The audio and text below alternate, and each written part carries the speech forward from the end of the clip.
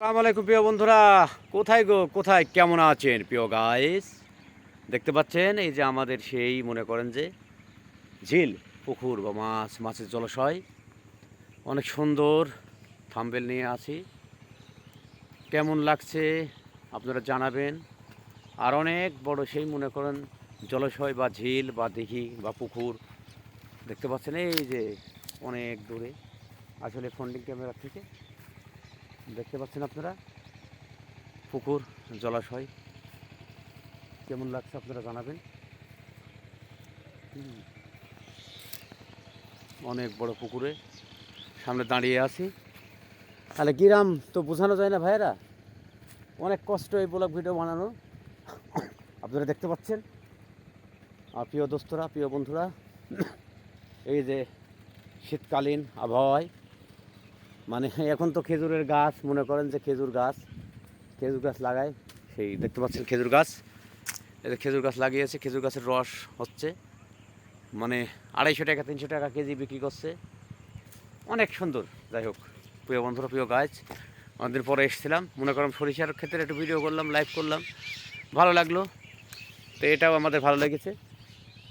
আমাদের যেটা ভালো লাগে মোটামুটি গ্রামকে আমরা সৌন্দর্য দেখানোর জন্য তুলে ধরি আমাদের এই ভিডিওর মাঝে, এটাই আমাদের কাজ।